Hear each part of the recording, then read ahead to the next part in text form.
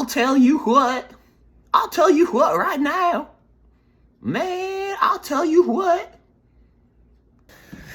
Get him off the internet right now.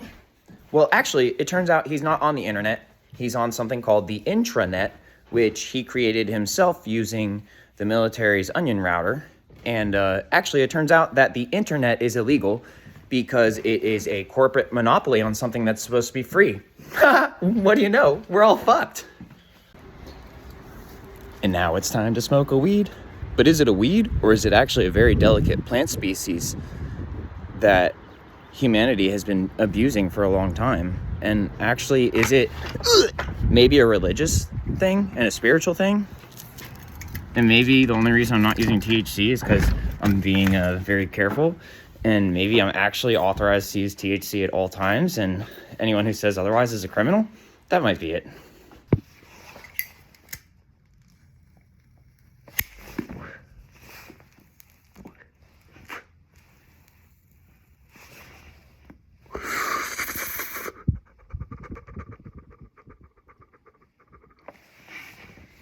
And now, time to read. Wow.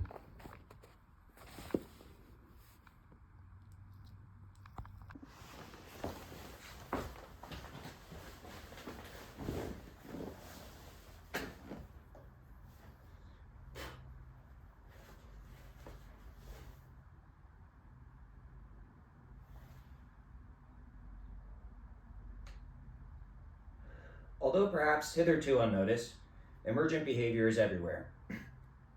Anyone who's seen a flock of starlings, a murmuration sweeping, twisting, and reconfiguring in elaborate dynamic patterns across an autumn sky, can hardly fail to be astounded by its remarkably intelligent-looking behavior.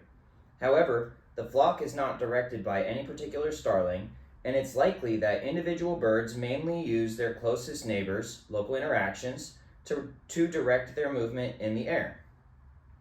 Flocking behavior emerges not from the individual birds, but from the interactions between them.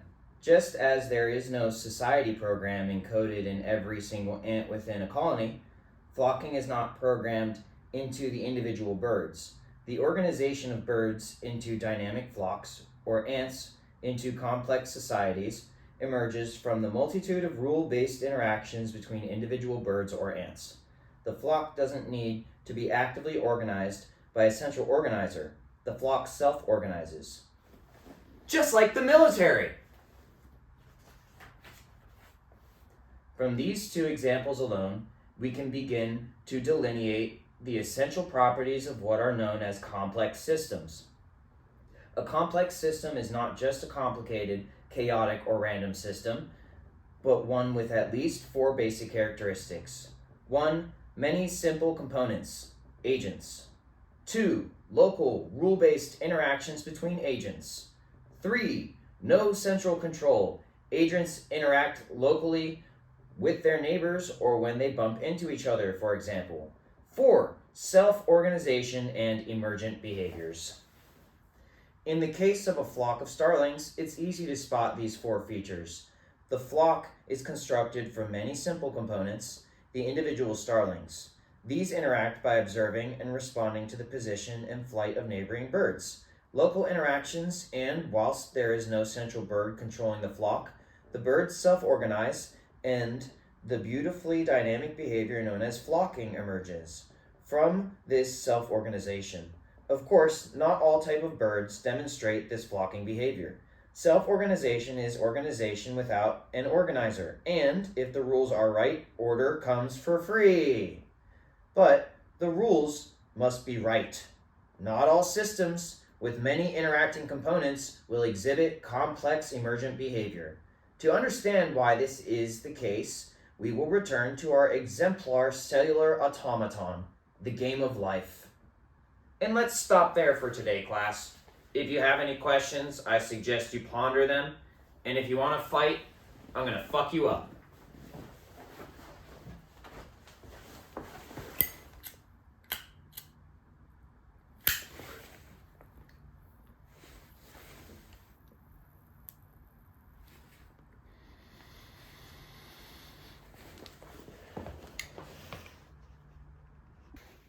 So apparently, money is a symptom of corruption, and if you have money, you're supposed to use it to solve that corruption.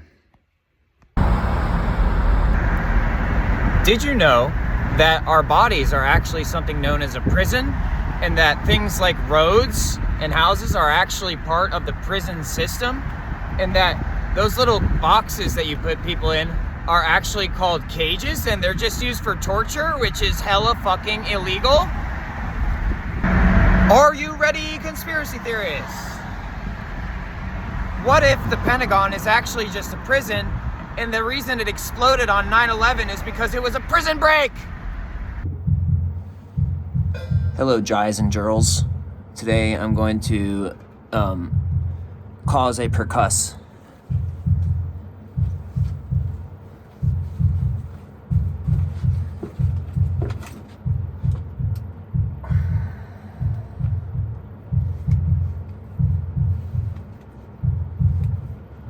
This episode sponsored by Mitsubishi Electric. Cooling shit since a while ago.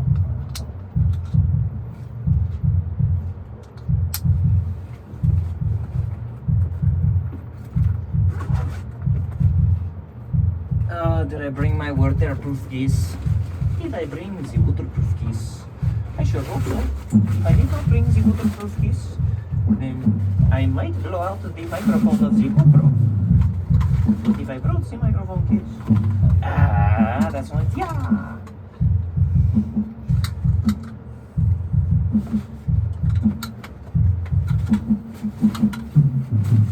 Because apparently sound is like water.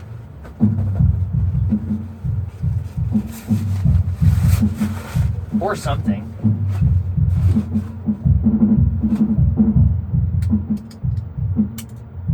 Man's next door is hitting dem fills, as we say, in the biz. He's also got symboliousnesses. What do you know? He too is a symboliousness user. I too am one of them, as you speak and say. Veritably. By the way, my shirt that I'm wearing today, which is now covered by the harness, it's a Jinx-proof shirt. I found it in the thrift store. It's one of my favorite shirts now. Tad at Jinx-proof, he did this band, which I have tattooed over since then. And when I say I tattooed over it, I mean I tattooed over it. But it's an Ouroboros, and it's one of my favorite pieces I've ever gotten.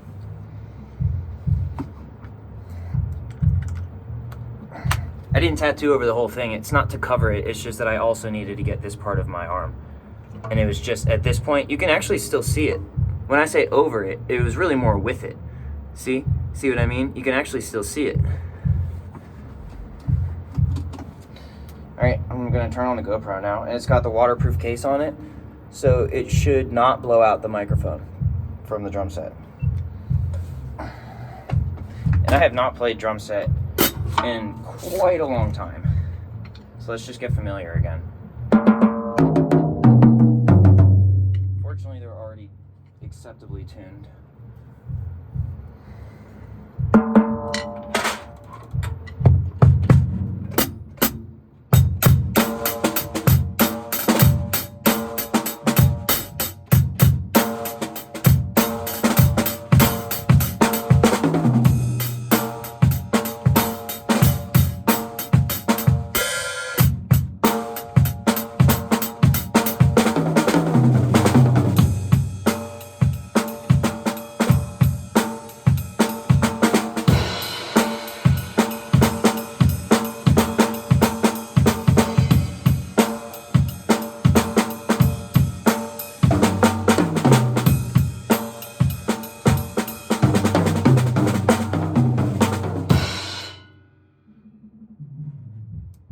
And it's perfect because when I'm playing, I can't really hear the guy next door playing, but when I stop, I can hear he's still there, and that's comforting.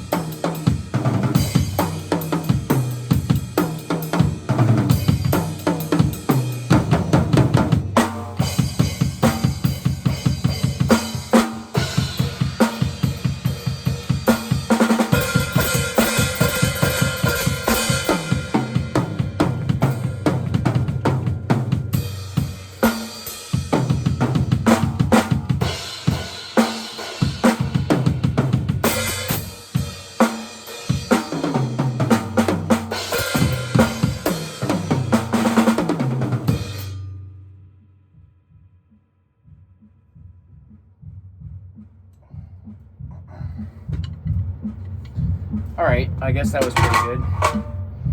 What if we move this over here? Let me see, I gotta open the case. Let's see, check that. Put this back on here. Now I can try to set it up before the screen goes black. How's that? Is that okay? I can't tell if my body's gonna be in the way or not. Let's do it like that for now.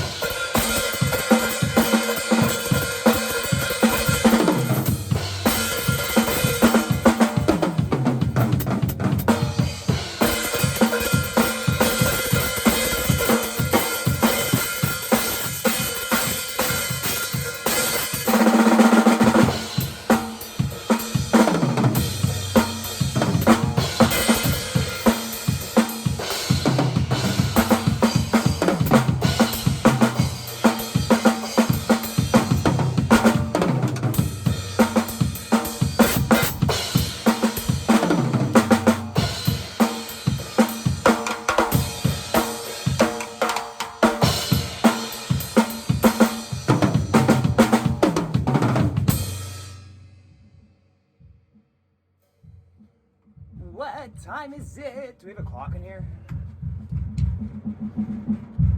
No, we just have everything else, apparently, that is in the room. We don't have a clock. I guess I'll have to look at the time on the phone. Does this pause the recording if I do that?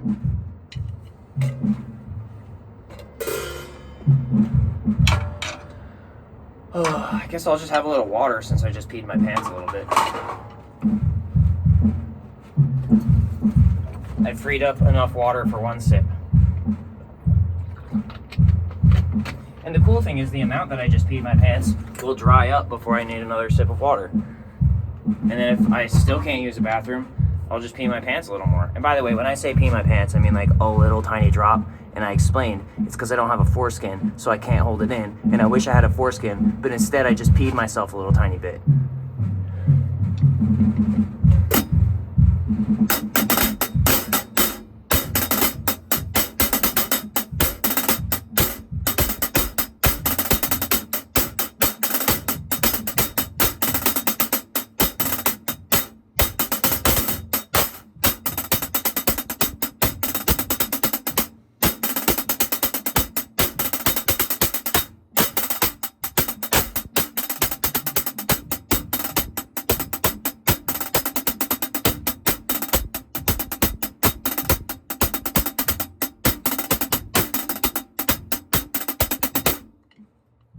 And like I also explained, by the time I need another sip of water, the tiny drop of pee that I just peed in my pants will be dry. And then I can just pee my pants a little more if I need to and take another sip of water. But hopefully I'll find a bathroom by then and then I can pee it all out instead of having to drip.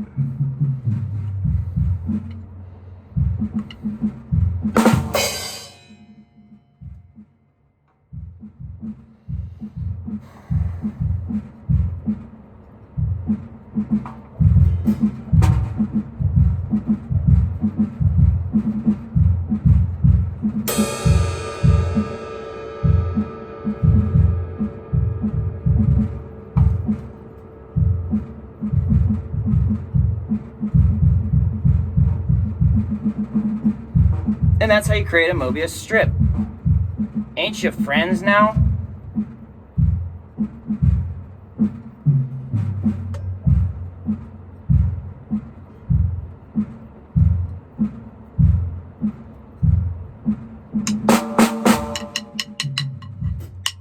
Let's go!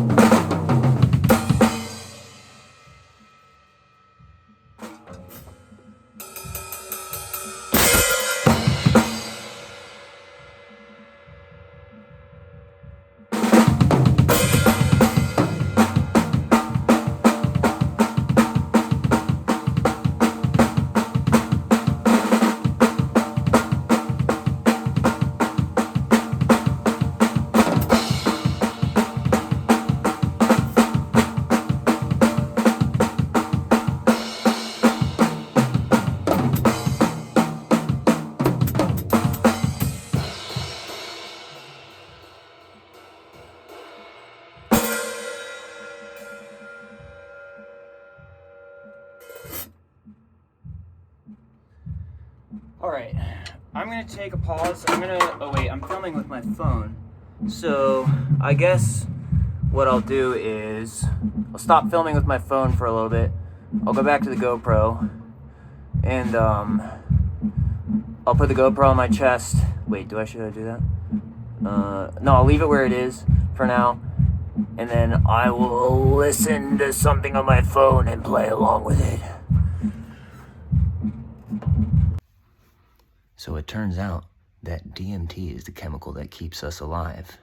And that if you think it's illegal, well, then you think that life is death. And that if you think that DMT is illegal, then potentially you should be issued a DMT blocker for the rest of your life. And if you don't think it's illegal, maybe you should be given an exogenous supply.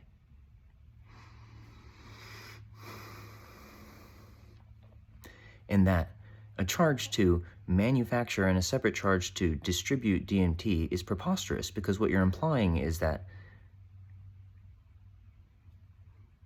my body is not allowed to manufacture DMT, which is what it needs to do in order to stay alive, and that it is also not allowed to distribute it around my body, which is also required to stay alive and to function. And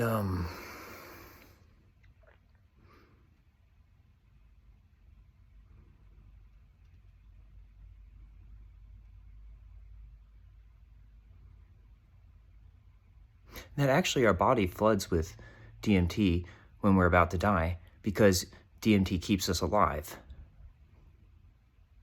And that our body is trying to make sure that we stay alive when it does that.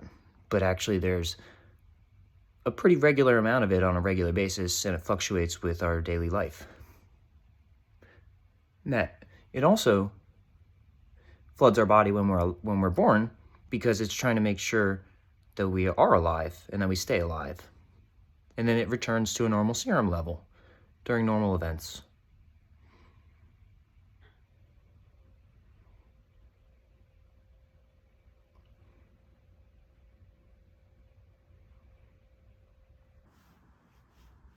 Well, maybe I did.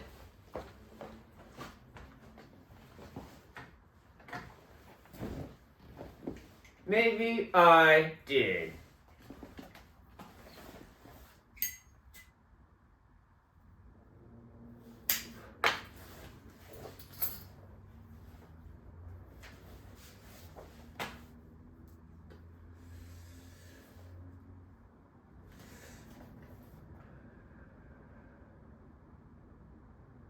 All cellular automata display the first three characteristics of complex systems.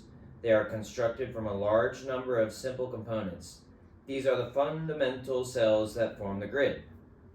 Each of these cells interacts locally with the cells in their immediate neighborhood according to a rule set. And, like a flock of starlings, there is no central cell that controls the behavior of the automaton. All cellular automata are completely democratic.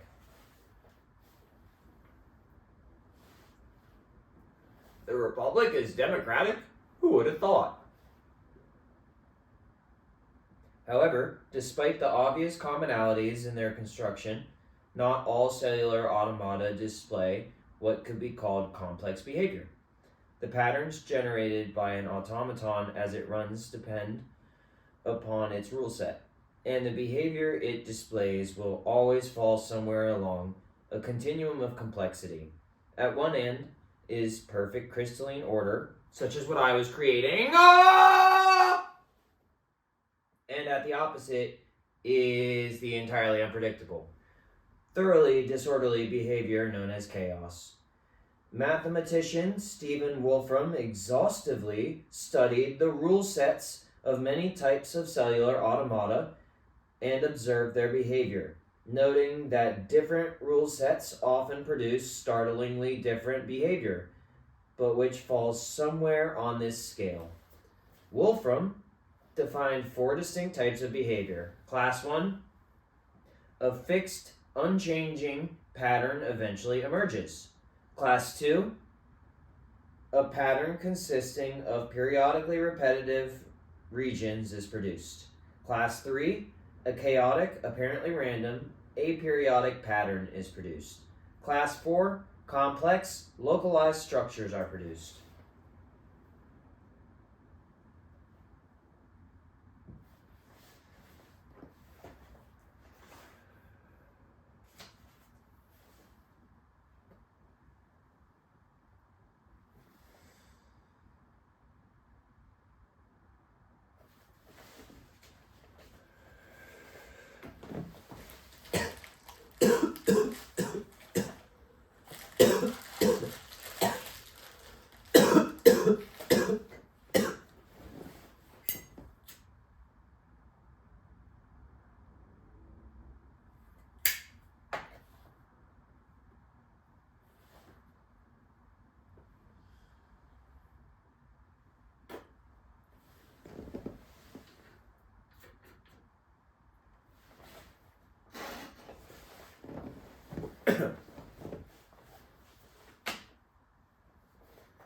We met these categories less formally in the last chapter when discussing the different behaviors of elementary cellular automata, but let's look at them more closely.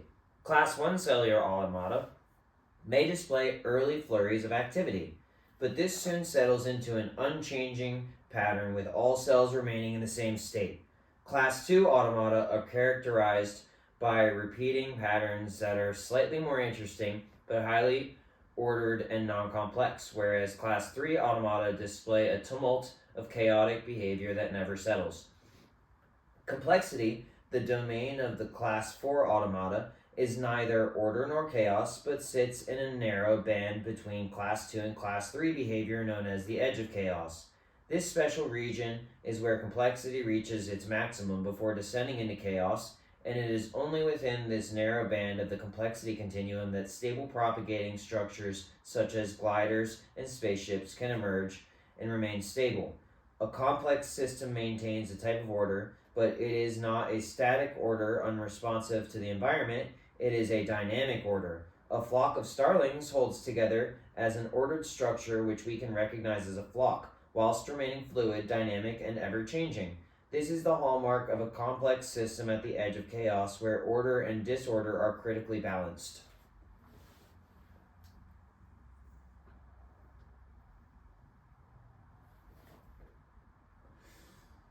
The game of life exemplifies this type of complex behavior as the game runs. The grid begins fizzing with a diverse range of critters, VSMs, that propagate around the grid and interact with each other. Some of these first order VSMs may join together to form higher order VSMs, and eventually the grid is formed into a dynamic ecosystem of VSMs at varying levels of complexity. Although each individual cell of the grid is relatively unsophisticated, the emergent behavior of the system as a whole is exquisitely complex and unpredictable. Simple rules can give rise to highly complex behavior. However, although the patterns emergent on a game of life grid are certainly fascinating, even lifelike, it's not difficult to appreciate that they emerge from the rule-based computations of the individual cells of the grid, such as the game of life offers us a clear example of the complexification of information. The critters that emerge on the grid are built from information instantiated by the states of individual cells, and as these critters appear to move about the grid, it is actually information that is moving. This flow of information across the grid, instantiated by the rippling of gliders or other structures, is critically important for generating the complex behavior that distinguishes the game of life from non-complex automata.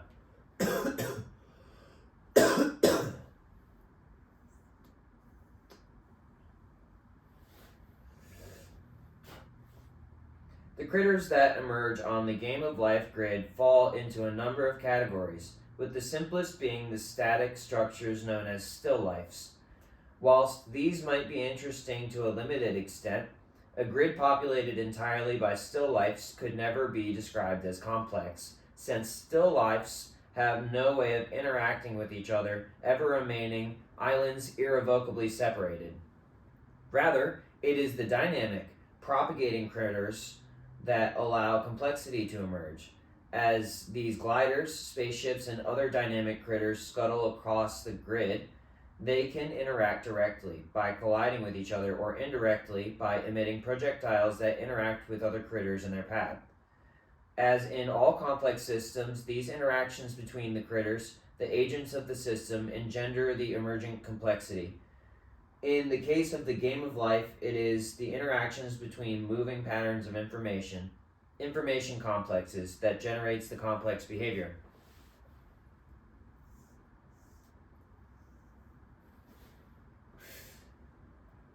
Whether a particular cellular automaton exhibits complex behavior will depend to a large extent on whether or not it can generate such stable but dynamic patterns that interact and transmit information around the grid. A Class 1 automaton, which remains unchanging over time, is obviously unable to generate such patterns. A chaotic Class 3 automaton is equally unable to transmit information.